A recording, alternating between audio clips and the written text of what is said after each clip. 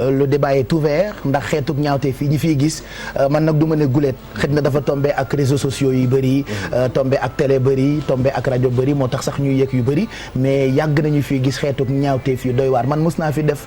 benn émission bu tuddoon Kebs yaa ngi koy fàttali ko à vous de juger ñu defoon ko ci koo xamee ni xale bu jigéen bu ndaw moo demoon di jëndi glace ca kër ga mu rey ko daggate ko dugal ko ci suufu lal bi àndandoog waa koñ bi di wër xale bi donc c'est des gens qui sont malades à la limite mais lii am fan yi ñun ñëpp a ko naqar lu Ndoye Bane. jërëjëf Pape Cheikh maa ngi leen di nuyu yéen ñëpp mbir mi moom Sénégal gi yëpp ñëpp la metti mais Pape Cheikh peine de mort bii nii képp ku ko koot dañoo reylu sa mbokk amnistie ak radoo ci yam ñoom dama leen di citer quoi parce que ñoom ñoo contre que peine de mort dëkk lañu nekk boo xam ne 95 musulmans lañu même si loolu suñ ko jël teg ko fee dafa yomb nga jël baayu jàmbur wala bien nga jël yaayu jàmbur wala nga jël doomu jàmbur boo xam ne soutien de famille la nga rey ko nii ñu jël la denc la ci kaso bi ngay lekk ka naan ak tëdd di nelaw dafa yomb trop suñ ko defoon ku rey ñu rey la suñ ci reyoon ñett léegi affaire bi jeex dafa yomb trop nga gis paa bu liggéey ba retraité fay ko pension bu ndaw fajar gi muy ñibbi ay agresseur kal ko dóor ko gaañ ko ba nga xam ni dootul mën dara wala ñu rey ko du mujj fenn. ça fait mal de. donc loolu mal de. population bi ci boppam suñ ko defoon référendum suba ginnaaw suba peine de mort bi. après tu me diras doomu aadama la muy bu góor bi wala bu jigéen bi mais jigéen ñi surtout niñ leen di toroxalee ñëpp a ko naqar. c'est que góor guy torox toujours ma wax la fi ma wax ko Mouhamed Ndiaye yambar rek mooy toroxal jabaram. góor guy dóor jabaram ba rey ko wala nga laago ko loolu dese ngaa nekk góor nit ñi dañoo yaakaar ni góor mooy defar doom am ngénte non ñoo ko tey non du tayef wala soo xamoon ni soo reyee kii wala soo ko dóoree ñu dóor ko dafa am benn booy boo xam ne paa bi da doon jàpp yaay ji di ko dóor chaque jour di ko dóor chaque jour heure bu wàccee fekk yaayam papaam di dóor yaayam fekk maam bu jigéen mi ngi ci néeg bi booy bi jël yar heure boo dóoratee sama yaay naa dóor sa yaay paa bi mu dóoree yaay mu dem fekk yaay maam ju dóor ba muy bëgg a dee min ko fii ak bàyyi woo sama yaay rek doo bàyyi sa yaay jëla papa ja bàyyi yaay c'est que affaire bi il faut ñu affaire bi fépp la safe surtout rey bi affaire bi dafa mel ni dëkk bi dafa jigéen ñi léegi dañuy tëdd sax di tiit dëgg la kenn nekkatul ci jàmm donc am na steek ay rado nañ ñu dimbali tuuti quoi buñ ci reyoon seen mbokk doo wax loolu voilà et puis quand on voit selon ay estimations mais mën a balaa nga ci wax dans le monde 6 femmes sont tuées chaque heure par quelqu'un qu'elles connaissent loolu dafa metti dafa metti Pape Cheikh parce que en fait li tax crime yi bu amee nit yi d'habitude wala police yi ñoom dañuy xool ñi nga xamante ni ñoo nekk ci proximité parce que am na benn nit ki benn jege bu loo ko jegewul doo mën a exposer à un tel point donc loolu moo tax da ngay xool la plupart dañuy dem ci ñi nga xamante ni moom moo leen jege entourage proche bi la ñuy njëkk a xool parce que ci la ñuy gën a vulnérable mais pour ñëwaat ci Ndoye Bane li nga xamante ni moom la doon wax parce que ñëpp vraiment indi na émotion ñëpp seen xol tooy na ci mais tey boo toogee nga waxtaan ak ñi nga xamante ni ñoom ñooy droits de l'homme yi aussi dañ ni Sénégal en 2004 bi ñu demee sous présidence su kii maître Abdoulaye Wade ñu signé li nga xamante ni moom moo abolir peine de mort bi ñëpp dañu jóg tàccu muy dëkk yi nga xamante ni dañuy liggéey ñoom suñu partenaires étrangers yi parce que faut pas oublier que aussi Sénégal dafa nekk ci àdduna bi bokk ci ay convention yoo xamante ni daf koy permettre ay facilitation si yenn jéego yoo xamante ni mu ngi koy jox ci wàllu démographie ak li nga xamante ni moom mooy préservation des droits de l'homme voilà li nga xamante ni moom mooy démocratie ak préservation des droits de l'homme ak li nga xamante ni mooy dignité nit parce que ñoom dem nañ ba jàpp nañ ni aussi Pape Cheikh ki nga xamante ni dafa rey est-ce que soo ko reyee dina tax ki nga xamante ni moom moo dee mu ñëwaat donc après leneen li nag wàllu diine la te diine moo primé surtout mais tey ñoom li nga xamante ni ñoo ngi koy teg dañ naan violence kenn du ko combattre par une violence te boo reyee kooku di nga def 2 morts et est-ce que dina tax fléau bi dem donc ñoom ils sont plus sur les causes ak xool aussi nit yi nan lañ leen mën a déceler yenn comportement yi balaa ñuy egg ba di rayaat. mais Pape les avis sont partagés ex baal nañu la ko Oustaz loo ciy wax. Alaaj Pape xam nga ñun ñoo la ko baal rek. Alaaj Pape bëgguñu nga wax ci luy. non dama ci bëggoon sànni tuuti très rapidement waaw très rapidement. man li may wax rek juste moom mooy interroger li nga xamante ne moom la ñuy wax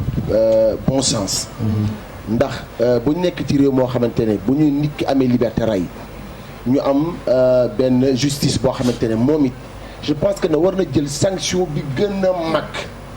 wa ilaa comme à défaut de peine de mort bi ñu xool peine maximale boo xamante ni sa giiru dund lan la tëj à vie voilà boobu defe naa ne yomb na pour man daal defe naa ne mooy li nga xamante ne au moins on peut couper la poire en deux. voilà tey exceptionnellement ci émission bi ñun itam dañuy am suñu suukaru koor ku gën a gàttale intervention di nga am 1 million. d'accord voilà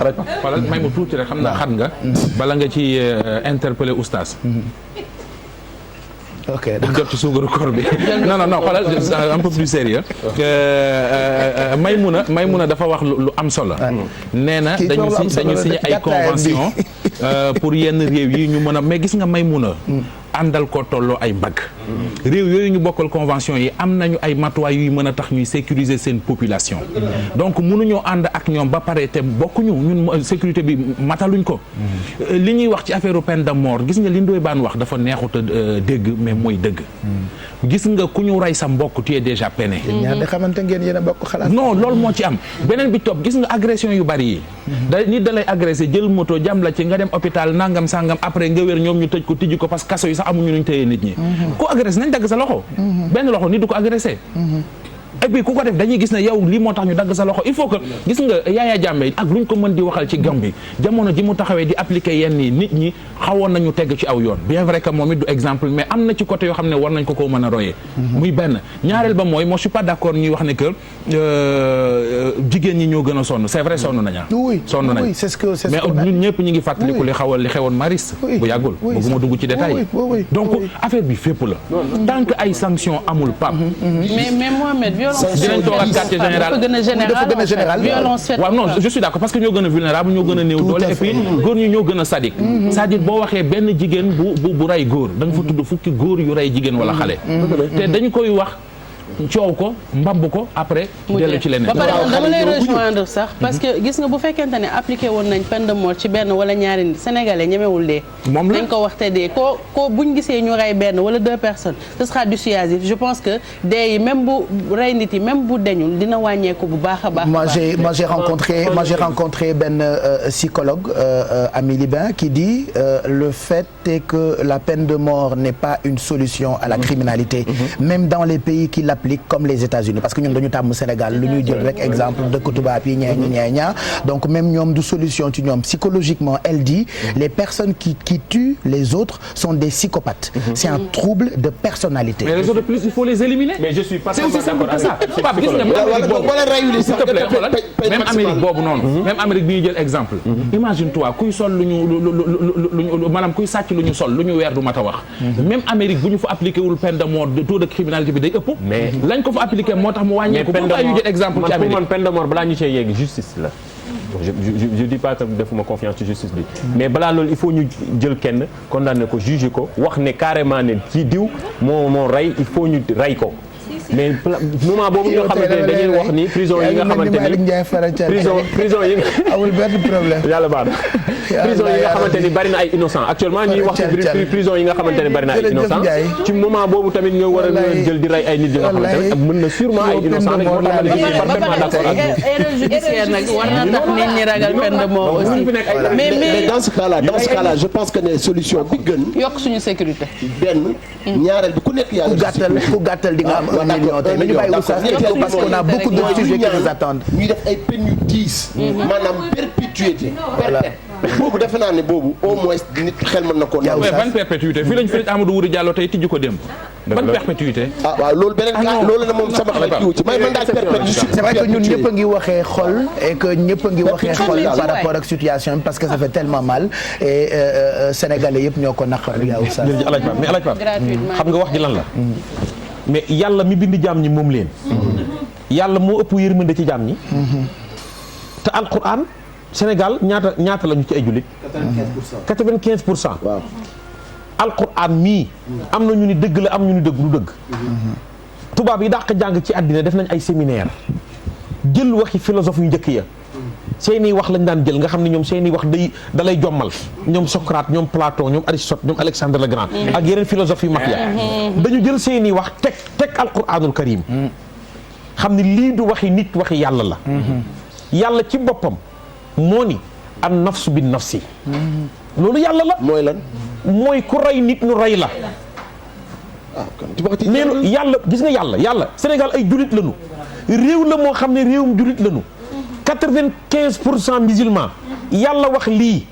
nee na ku def lii nañu ko def lii ku jam nit nañu xool fa mu ko jam ak jam ba na mu toll ñu jam ko loolu ku dagg bopp nopp nit nañu dagg noppam. dootoo ko defati. ku gaañ nit nañu xool jamba na mu toll nañ ko natt ñu woo ko ba mu ñëw ñu jam ko loolu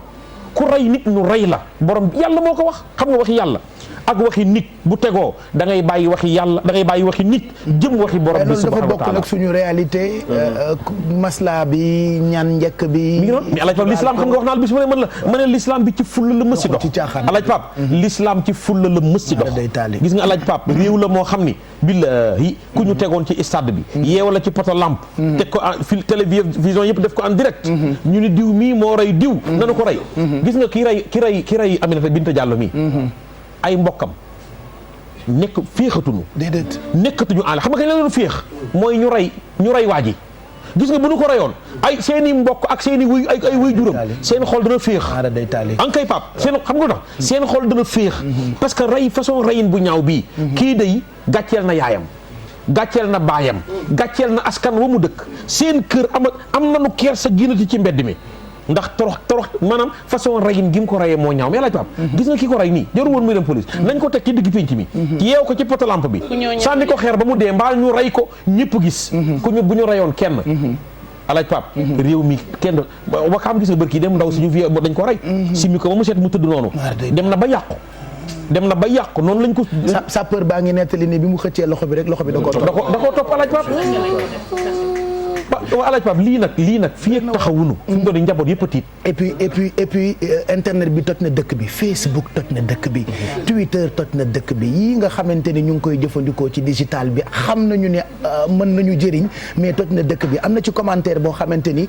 sénégalais yëpp ko naqarlu il paraît ki bind commentaire bi sax teg nañu ko loxo. effectivement teg nañu ko loxo moom mi ngi tudd Ousmane Mbengue de son vrai nom Ousmane Mbengue dafa changé turam ni mu ko orthographe bi ci Facebook bi mais vrai nom Ousmane Mbengue la tey la ko gendarmerie nationale daal di jàppalu li tax parce que dafa def ay propos yu haineux yoo xamante ni gis nañ ko muy beddi di xas jigéen ñi yaakaar ne dañu war a mën a wàññi wala rey pour ñu baal ma ci kaddu gi mais loolu la ñu war a mën a def jigéen ñi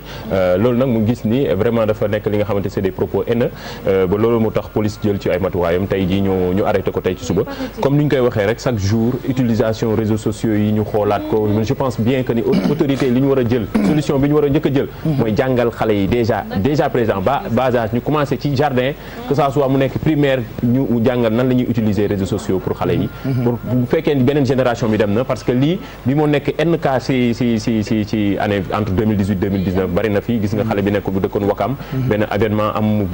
posté commentaire am moom tamit boo noonu xamul woon après boo demee devant le juge da ngay wax ni xaw ma woon yaakaaruma woon ne kenn gis na ma wala dara chaque jour li ñuy wax bul wax dara ci Facebook loo xamante ne bu ñu la tegee caméra doo ko wax bul wax dara ci Twitter loo xamante ne bu ñu la tegee caméra doo ko wax benn affaire rek taan ak mami ci cas yi muy wax ne am na benn vidéo posté la femme se faisait agresser nit ki au lieu mu ñëw sauver ko wala mu yuuxu nit yi dégg ko dafa yéeg ci kaw terrasse am nekk di ko filmer taxaw di seetaan je veux dire boo filmer pare pour am li ngay raconter yow nit ki xamuloo sax ñoom buñ ko yóbboo lan la ñu war a def ci moom à personne en danger nga filmer ko posté ko pour je sais pas buzz wala ne man maa ko filmer maa ko fekkee je comprends même pas nit li ngay gis que bu nekkee ci danger je pense que li ñu war a njëkk a def mooy jéem a xool ndax yow mun nga ko sauver soo ko mënul nga yuuxu nit ñi ñëw dimbali ko mais quand même yor suñu téléphone di filmer rek fekk nit yi ngi ci danger foor nañ ko xoolaat aussi au fait j'allais revenir un peu Pape Cheikh maa ngi leen di nuyu mbokku téléspectateurs yi ci cas bi nga xamante ne Mamadou Ndiaye mi ngi ko doon wax ma ne lii ñëwaat tuuti tamit c'est vrai mooy nit yi war nañu xool naka nañu utiliser internet mais damay rejoindre tout de suite ce docteur bi léegi lu mu wax parce que parfois nit yi dañuy naan dañuy feebar te kenn du ko xam nañ ma jéggal ci wax bi dañuy naan tout le temps dof yaa ngi ci biir nit yi ñii sànq bi may suivre thématique waa ji ba ñu naan jàpp nañ ko mais ay proches am dañuy dem bi ñu leen waxtaanee danañ ne que le gars il a toujours eu des problèmes maanaam qu'il a été toujours faible sentimentalement parce que moom il paraît que benn soxna moom moo ko mës a trahir pour te dire que léeg-léeg yenn yi day révéler beneen personnalité yow maanaam da ngay feebar ba ce qu'on dit que maladie la c'est une maladie au fait alors quand tout à l'heure que bii Mamadou Ndiaye naan je pense que ñooñu dañ leen war a kii mais lu ne mel bu la dalee il faut nga dem faju ji te il faut gars yi di am culture di dem seeti li nga xamante ne moom moo di les psychologues wala les psychiatres ñuy fas yéene di waxtaan ak yéen pour dimbali leen ci yenn xeetu jàngoro yi parce que am na da ngay dëkk ak nit te doo xam ne loolu daal. voilà pour revenir ci internet bi j'aimerais juste préciser que fii ci Sénégal lépp lu jëm ci diffamation propos injurieux ak ay saaga c'est des muy diffamation propos injurieux insultes sont condamnables même si c'est sur internet. Voilà tout à l'heure bi Mamadou Mohamed Ndiaye di wax maa ngi ne ñun sax nous ne sommes pas conscients ci xarañ gi suñu police bi xarañ. Donc loolu nañ ci bàyyi xel faites très attention ci post yi nga xamante ni yéen a ngi koy def ci réseaux sociaux yi surtout Facebook. Fachosphère la certes mais na ngeen xool bu baax li ngeen di bind parmi les réactions. ñu ngi ciy gis bu gisee peine qui dit attention les Africains ne sont pas prêts pour la peine de mort. Elle peut sous-entendre à des effets de règlement de compte qui ne dira pas son nom. Donc les avis sont partagés mais en tout cas de façon globale ñun ñëpp a naqarlu situation bi actuellement. dëgg la Pape Cheikh maa ngi nuyu ñëpp di nuyu téléspectateurs yi di wax ni Pape damay ñëwaat tuuti ci li nga xam ne moom moo di réseaux sociaux yi utilisation bi ñu ciy def parce que li ko américain bi créé. ñun ñoo ko gën a utilisation bi ñu ciy def sax ñoom defuñu ko ci. léeg-léeg nga gis américain boo xam ne xamul sax luy WhatsApp. duñ ko sax utiliser mais ñun. dès le bas âge kër goo dugg yaa ngi fekk sa doom jël nga tablette jox ko. muy utiliser crédit yomb na connexion yomb na ci Sénégal lool boo amee 200 connecté wu. Donc du coup je veux dire on n'est pas assez préparé pour que ñu mën a dund li nga xam ne moom moo di li mu explosé lii di réseaux sociaux yi. Donc du coup kenn ku nekk utilisation bi nga ciy def dafay nekk loo xam ne dafay doy waar. li nga xam loo xam ne yaa ngi koy wax wala commentaire booy bind xamuloo fan lay teeree ji. Mais du coup nañu wax ni waa ji ñu ngi naan psychopathe dafa am. Bipolaire dafa am yooyu yëpp ay trouble ngay xam ne double personnalité ngay am. schizophrénie donc loolu yëpp mi ngi ci biir nit ñi te Sénégal tamit masla bi ak dafa bëri. ak nëppal bi da nga nekk ak nit mu am feebar bi nga nëppal ko dugal ko sa biir kër parce que yaa ngi bañ le regard de l'autre alors que feebar la comme ñëpp donc nag nekk na loo xam ne war nañu seet nan la ñuy def ba gën a sécuriser jigéen ñi Mohamed parce que jigéen ñi booy xool ren yi ñu leen teg te du ren kese chaque fois violence faite aux femmes dafa commencé ba pare surtout jeunes filles yi dafa commencé léegi am benn regain boo xam ne peut-être daan na am mais dafa gën a yokku dafa jéggi dayo parce que façon atrocité crime bi moom mooy doy waar daal parce que Sénégal bon peut-être comme ni ko Pape Cheikh waxee lii réseaux sociaux yi développé wu moo tax daan na fi am mais doy na waar il faut que ñu trouver une solution durable pour que sur sécurité bi voilà et puis di dem di seeti psychologue ak yooyu dafa baax may mën a pour fermer partie bi aussi Pape Cheikh il est bon tout le temps ñuy rappeler ni que émotion bi am na engouement bi am na mais dëkk bi c'est un pays laïque même bu fekkee am nañ 95% de musulmans am nañ yeneen nationalité état amul religion état amul fu mu far ñëpp la fiy nekkal donc mënuñu tenir en compte jugement islamique boobu imposé ko parce que l'état de droit est un état laïque. Voilà moo tax des gens comme Cheikh Fall Basile Niane à chaque fois